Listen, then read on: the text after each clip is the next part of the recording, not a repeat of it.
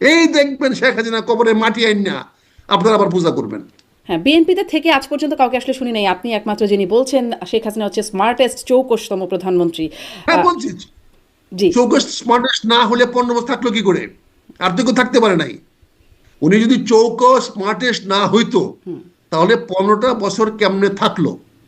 উনি যদি স্মার্টেস্ট না হইতো তাহলে উনি এখনো কেমনে বেঁচে আছেন?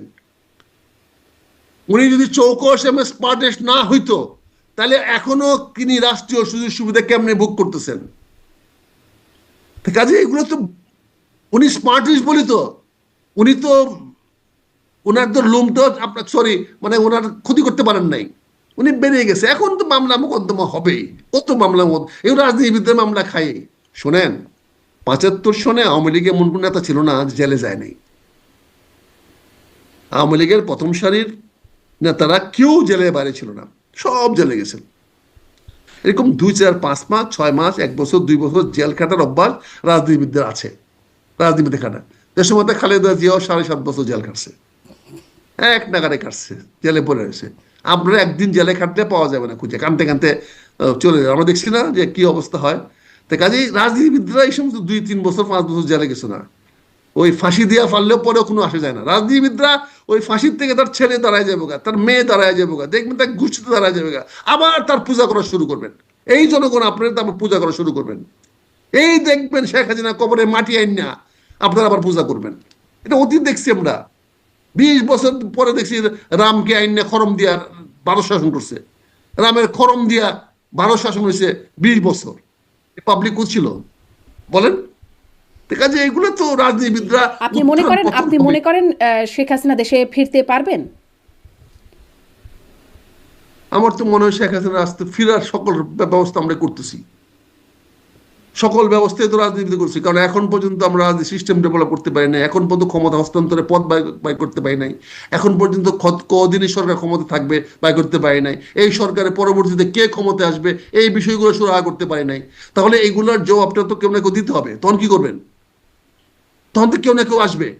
এই যে আমার এক জেনারেল সাহেব বলেছে 7 সিস্টার দখল করে ফেলানোর জন্য।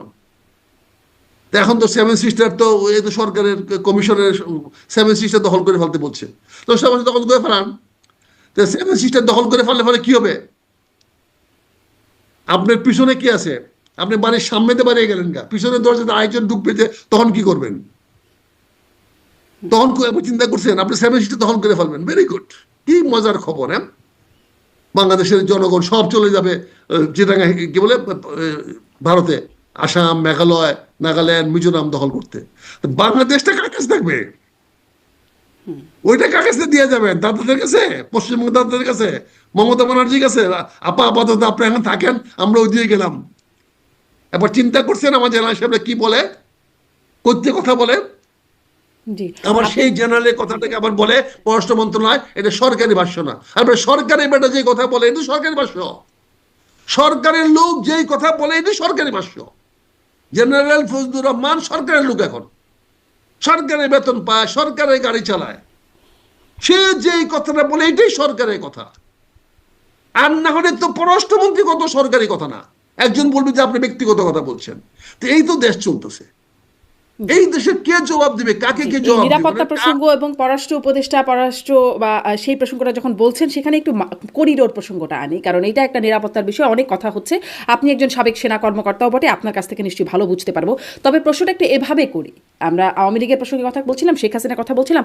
আপনিও বলেছেন অতীতে যে স্মার্টেস্ট, কারণ আমেরিকা, ভারত সবার সাথে বা রাশিয়া সবার সাথে একটা ব্যালেন্স বা সুসম্পর্ক শেখ হাসিনা রাখতে পেরেছেন এটি। কিন্তু শেখ হাসিনা বারবার শেষের দিকে এসে বলেছেন যে আমেরিকা চায় না তিনি ক্ষমতায় থাকুক। ক্ষমতার পতন হবার পরেও তিনি বলেছেন আমেরিকা চায়নি বলে বা আমেরিকার কারণে তার পতন হয়েছে, এই অভিযোগটা তিনি করেছেন। এখন মানবিক করিডোর হচ্ছে বা বর্তমান অন্তর্বর্তী করিডোর দেওয়ার সিদ্ধান্ত জানাচ্ছে, তখন শেখ হাসিনা বা আওয়ামী লীগের ফেসবুক পেজ থেকে প্রচার করা হচ্ছে যে তার সেই আগের বক্তব্য, যে তিনি বলছেন তার প্রধানমন্ত্রীতে সমস্যা হবে না যদি তিনি বাংলাদেশে কারো এয়ারবেস করতে দিই, এটা তার বক্তব্য, কোট করে দিলাম। কোনো এক সাদা চামড়ার প্রস্তাব, এখনো সেই বক্তব্য আওয়ামী লীগ প্রচার করছে কোনো এক সাদা চামড়ার প্রস্তাবে শেখ হাসিনা মানেননি বলে তাকে ক্ষমতা ছাড়তে হয়েছে। ডক্টর ইউনূস ক্ষমতা দীর্ঘায়িত করতে চান বলে তিনি এই করিডোর দেওয়ার প্রস্তাবে রাজি হচ্ছেন, এমন বক্তব্য আওয়ামী লীগের শেখ হাসিনার একটা বক্তব্য তার পেজে শুনলাম আমি। এটার কি কোনো ভিত্তি আছে বলে আপনি মনে করেন? এটার সঙ্গে সেনাবাহিনীর কর্মকর্তার অভিজ্ঞতার কি কি মূল্য আছে? সেনাবাহিনী কি বুঝে যুদ্ধ হবে কি হবে না? সেনাবাহিনীকে যুদ্ধ করতে বলে যুদ্ধ করার ক্ষমতা আছে, যুদ্ধ হবে কি হবে না এটা সেনাবাহিনী কি বুঝে? সেনাবাহিনীকে কে যুদ্ধ লাগানোর বা না না লাগানোর কি আছে?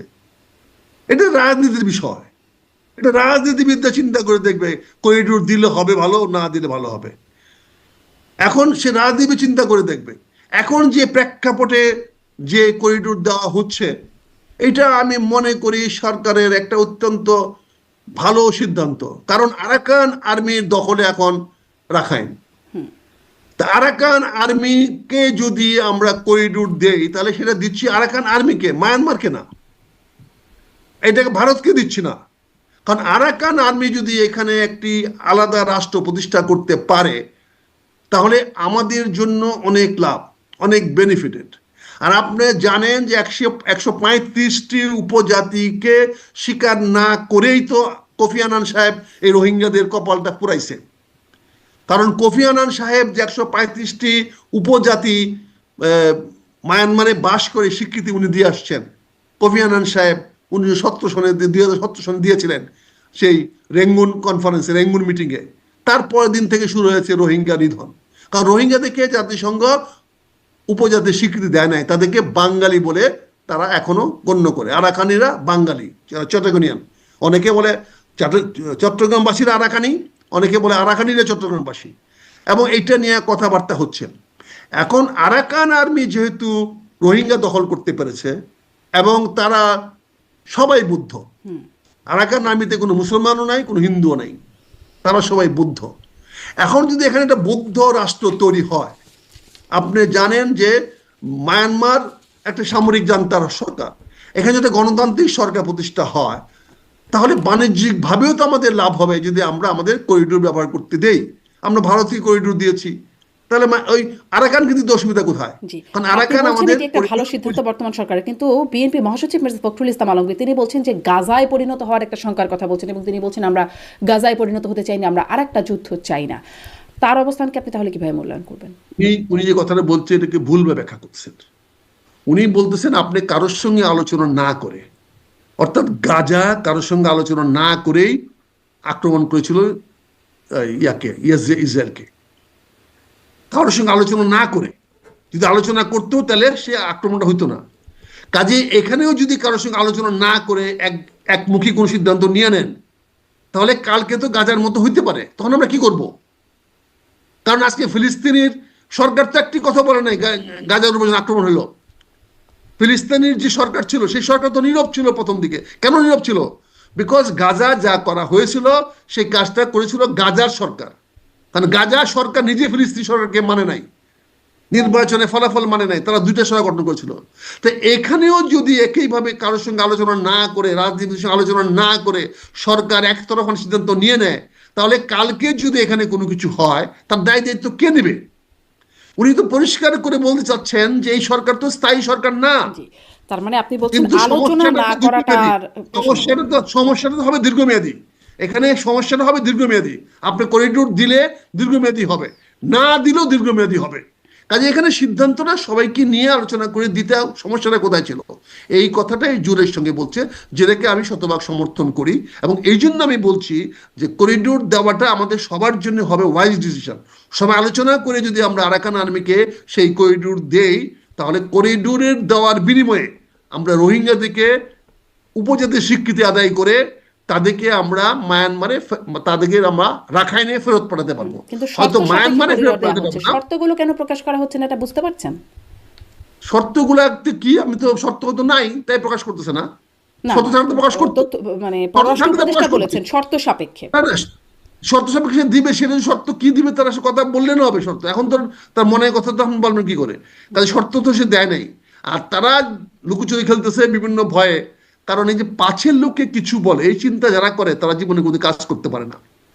কে কি ভাবলো, কে কি বললো, এই চিন্তা নিয়ে যারা কাজ করে তারা কোনোদিন কোনো ভালো কাজ করতে পারে না। প্রতিটি মানুষের এই কাজ হয় সঠিক হবে, না হলে ভুল হবে, এর আপনি মাঝামাঝি কিছু বলছেন হয় এই না। সিদ্ধান্তটা একটা সঠিক সিদ্ধান্ত, করিডোর দেওয়ার সিদ্ধান্ত, যদি এটা নিয়ে অনেক বিতর্ক সঠিক আছে, এখন অনেক সিদ্ধান্ত, আলোচনাও আছে। সময়োপযোগী সিদ্ধান্ত, না সঠিক সিদ্ধান্ত, সময় সিদ্ধান্ত এবং সুদূর প্রসারী সিদ্ধান্ত, এইটা যদি আমরা বাস্তবায়িত করতে পারি এবং আরাকানকে যদি আমরা কনভিন্স করতে পারি, তাহলে অতি সহজে আমরা রোহিঙ্গাদেরকে রাখাইনে ফেরত পাঠাতে পারবো। এই এবং আরাকানকে রাখাইনকে কনফিউজ করতে ফেরত যদি পারি, পাঠানোর অনেকগুলো শর্তে, যদি আছে। রাখাইনকে ফেরত পাঠানোর শর্তে আমি মনে করি এটা ওয়াইজলি ডিসিশন নেওয়া হয়েছে। এটি আসলে এটি নিয়ে অনেক বিতর্ক আছে, সেই দিকে আজকে আলোচনাটা যেতে চাই না। আপনার অবস্থানটা জনগণের কাছে পরিষ্কার হলো যে এই সিদ্ধান্তটাকে একটা সঠিক সময় উপযোগী সিদ্ধান্ত বলে এটা আপনি আমার মনে করছেন। পরিষ্কার, একদম শেষ এই নিয়ে প্রশ্ন, তো একদম ambiguity শেষ নেই। প্রশ্ন জনাব আখতারুজ্জামান, একদম শেষ। আপনার কি মনে হয় নির্বাচন কবে হবে? কবে হবে মানে কি, তারিখ, কোন সময়? সরকারের অধীন, এইটা পরিষ্কার বলতে পারি, নির্বাচন কবে হবে আমি জানি না। তবে ডক্টর ইউনূসের সরকারের অধীনে কোনো নির্বাচন হবে না, কারণ ডক্টর ইউনূস এত বোকা না, উনি একটা নির্বাচন দিয়ে একটা বিশাল কন্ট্রোভার্সির জন্ম দিবেন। কারণ যে কোনো নির্বাচনেই একটি দল জয়লাভ করবে, আরেকটি দল পরাজিত হবে। যারা পরাজিত হবে তারা প্রথম যে কাজটি করবে সেটা সরকারকে অকথ্য ভাষায় গালাগালি করবে এবং সরকারকে আদালত নির্বাচন করে একটি দলকে জিতিয়ে দিয়েছে বলে অভিযোগ আনবে। কাজে ডক্টর ইউনূস এই কাজটা জীবনেও করবে না, কার অধীনে নির্বাচন হবে বা নির্বাচনকালীন সরকার কে হবে? আরেকটি নতুন সরকার আসবে, সেই সরকারের কাছে উনি ক্ষমতা হস্তান্তর করে চলে যাবেন। সেই সরকার আসলে পরে, এবং সেটা কবে আসবে, কত তাড়াতাড়ি আসবে, সেটা নির্ভর করবে বাংলাদেশের মানুষের ভাগ্যের উপরে। জি, অনেক ধন্যবাদ। এটাও অবশ্য সামনে দেখার বিষয় যে কবে আসে সেই সরকার, আদৌ আসে কিনা, কেমন হয় সেই সরকার, অনেক প্রশ্ন আছে এর প্রেক্ষিতে। আরো অনেক ধন্যবাদ মেজর আখতারুজ্জামান। কিন্তু এছাড়া কোনো বিকল্প নাই আপা, এছাড়া কোনো বিকল্প নাই। কারণ ডক্টর ইউনূস নির্বাচন দিতে বাধ্য না, উনি নির্বাচন দেওয়ার জন্য আসেনও নাই, এবং উনি নির্বাচন দিবেনও না। না দেওয়াটা কোনো অন্যায় হবে না, কারণ উনি নির্বাচন দেওয়ার কোনো ম্যান্ডেট বা কমিটমেন্ট ওনার ছিল না, এখনো নাই, আগামীতে থাকবে না। এবং উনি নির্বাচন না দিলে উনি কোনো অপরাধ করবেন না, উনি সঠিক কাজটি করবেন। উনি যে দায়িত্বটা নিয়েছেন সেই দায়িত্বটা 1 বছর 2 বছর 5 বছর লাগুক, সেভাবে চালিয়ে দেশটাকে সুন্দর জায়গায় নিয়ে তারপরে উনি যে সিদ্ধান্ত নেবেন, আমি তার সঙ্গে আছি।